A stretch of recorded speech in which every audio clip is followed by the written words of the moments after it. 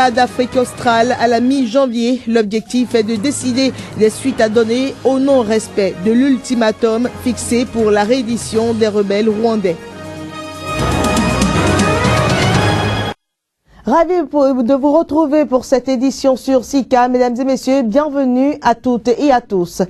Les chefs d'État des pays d'Afrique australe se rencontreront à la mi-janvier pour décider des suites à donner au non-respect dans l'est de la République démocratique du Congo par les rebelles rwandais de l'ultimatum fixé pour leur reddition. Cet ultimatum fixé par les chefs d'État et de gouvernement aux forces démocratiques de libération du Rwanda pour leur désarmement sous peine de représailles militaires a expiré le 2 janvier dernier. Reportage. Seulement 337 rebelles sur les près de 2000 que compteraient encore les forces démocratiques de libération du Rwanda, FDLR, se sont rendus depuis l'établissement de l'ultimatum à la mi-2014. Les chefs d'État d'Afrique australe se réuniront en Angola les 15 et 16 janvier prochains pour décider de la réponse à donner au FDLR. Le président Jacob Zuma, particulièrement en charge des problématiques de sécurité et de défense au sein de la communauté de développement d'Afrique australe SADC, a assuré dans un communiqué que l'organisation régionale est prête à jouer pleinement son rôle.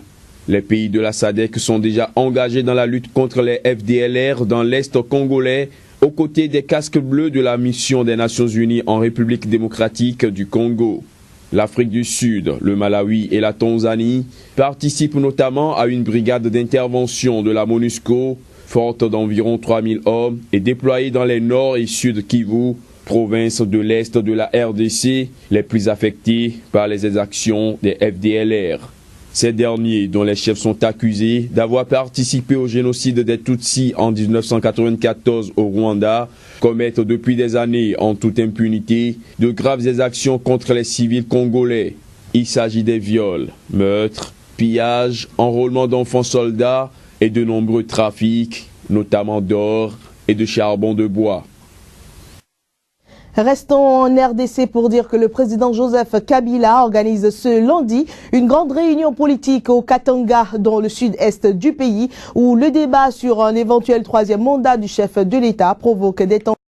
Cette réunion a pour objectif d'unir tous les Katangais et de faire une concertation au sujet du troisième mandat du président Kabila en 2016, d'après une source à la présidence. Les autorités gambiennes ont ordonné la fermeture d'une radio privée dont le respect a été donc retenu pendant quelques heures à la police avant d'être libérée sous caution dimanche. Ceci 5 jours après l'attaque contre le palais présidentiel de Banjul. Eh bien, la radio Teranga n'est même plus depuis samedi. Aucune charge n'a été retenue contre elle et aucun de ses responsables n'a souhaité évoquer cette affaire par peur de représailles. Il faut dire qu'aucune explication officielle n'a été apportée à cette fermeture.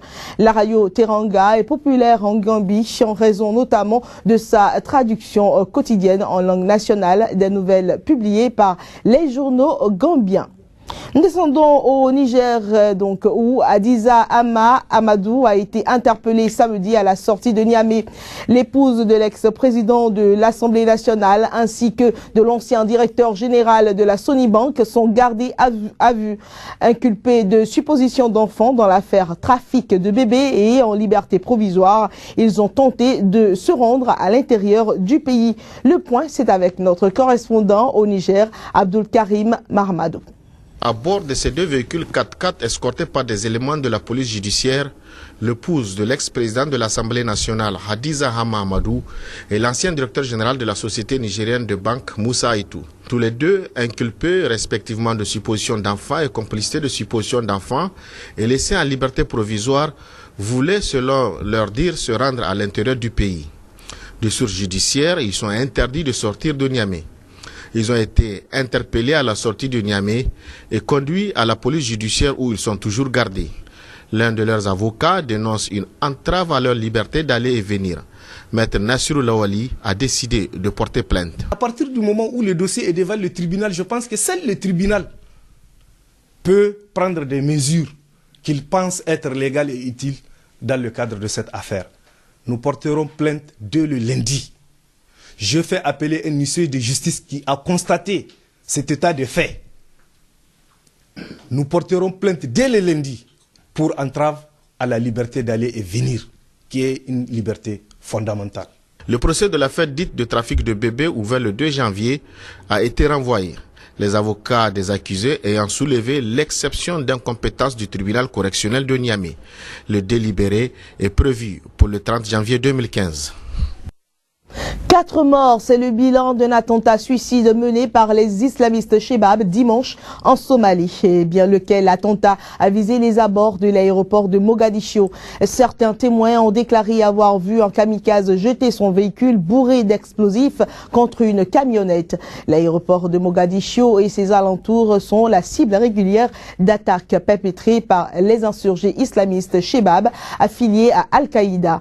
L'aéroport abrite le quartier général de l'AMISOM, la force de l'Union africaine déployée dans le pays, ainsi que plusieurs représentations diplomatiques. Au Nigeria, le groupe islamiste Boko Haram a pris samedi le contrôle d'une base militaire et de plusieurs autres localités voisines dans l'extrême nord-est du pays, plus précisément le long des rives du lac Tchad. Les combattants islamistes ont d'abord envahi les troupes avant de les forcer à abandonner la base militaire. Les combattants de Boko Haram ont mené un raid sur les villages de pêcheurs de Kwayen Kouros, 1003, 1004, Dorombaga, Bundaram et la ville de Baga, provoquant la fuite de centaines d'habitants par bateau et pirogue sur le lac en direction du Tchad voisin. Près de Baga, les islamistes se sont emparés d'une importante base militaire après plusieurs heures de combat, selon des déclarations faites dimanche par des témoins. La base militaire attaquée abrite habituellement quelques militaires du Niger et du Tchad voisin dans le cadre d'une coordination régionale de la lutte contre Boko Haram. On ignore jusque-là si des soldats nigériens ou tchadiens étaient présents sur place au moment de l'attaque. Cette base de la force multinationale est située à l'entrée de Baga, ville se trouvant à 180 km au nord-est de Maïdougouri, capitale de l'état de Borno. Le bilan exact de ces violences n'est pas encore connu, mais plusieurs personnes ont été tuées, des commerces et des centaines d'habitations brûlées pendant le raid qui a duré près de 7 heures selon des habitants qui ont fui vers le Tchad. Boko Haram, on se rappelle, avait déjà commis en novembre dernier un massacre dans le village de Dorombaga, égorgeant 48 vendeurs de poissons. La Sierra Leone a annoncé dimanche qu'elle prolongeait de 2 semaines la quarantaine d'un département dans le nord du pays pour y enrayer l'épidémie d'Ebola. La mesure applicable depuis samedi a été prise à la suite d'une réunion d'évaluation des responsables de la lutte anti-Ebola. Un total de 72 cas d'Ebola ont été donc officiellement découverts à Tonkolili durant ces 5 dernières semaines selon les autorités. Le département de Tonkolili est en quarantaine depuis plusieurs semaines. Le 24 décembre, les autorités ont décidé d'imposer 5 jours de confinement à toute la province du Nord pour freiner la maladie d'Ebola. Selon des analystes, les populations sont encore réticentes à appliquer certaines mesures, leur demandant de signaler les cas d'Ebola et les inhumations secrètes. Des nouvelles du vol d'Air Asia à présent. La météo a été à la base de la chute en Indonésie de l'avion dont les moteurs ont peut-être été endommagés par du givre.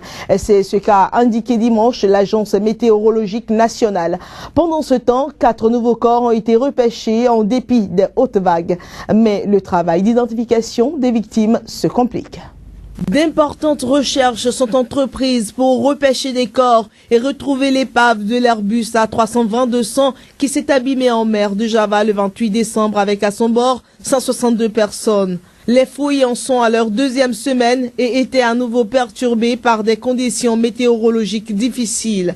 D'après l'agence météorologique indonésienne dans un rapport sur son site, le phénomène météo le plus probable était du givrage qui peut endommager les moteurs en raison d'un processus de refroidissement. 5 grandes parties de l'appareil ont été retrouvées au large de l'île de Bornéo, mais des conditions météorologiques très difficiles au cours de la semaine écoulée ont freiné les recherches. Au cours d'un moment de répit dans un ciel très chargé dimanche, des plongeurs sont descendus dans la matinée au fond de la mer à une trentaine de mètres où se trouve la grande partie de l'épave. Et ils ont repêché de nouveaux corps, portant ainsi à 34 le nombre de cadavres retrouvés jusqu'ici. Mais plus le temps passe, plus les possibilités d'identification se font pénibles. Ils ne peuvent plus être identifiés visuellement, alors le processus d'identification que nous employons doit être fait ici, dans cet endroit. Pendant ce temps, les proches des victimes du crash subissent le deuil, l'espoir s'effritant. Des veillées et prières s'organisent en mémoire des disparus.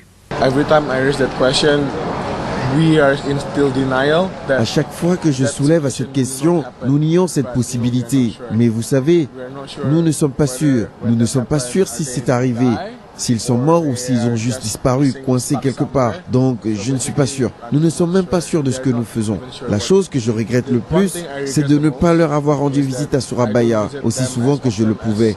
Donc, tout cela me fait sentir à quel point quelqu'un nous manque quand il est parti, vous savez.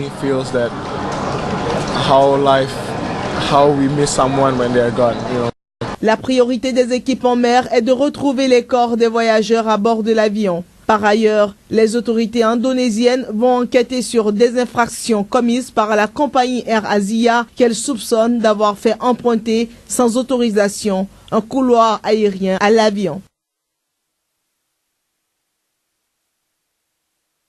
Et c'est ainsi que nous arrivons au terme de cette édition. Mesdames et messieurs, merci de nous avoir reçus chez vous. Nous vous souhaitons très bonne suite des programmes en compagnie de Sika.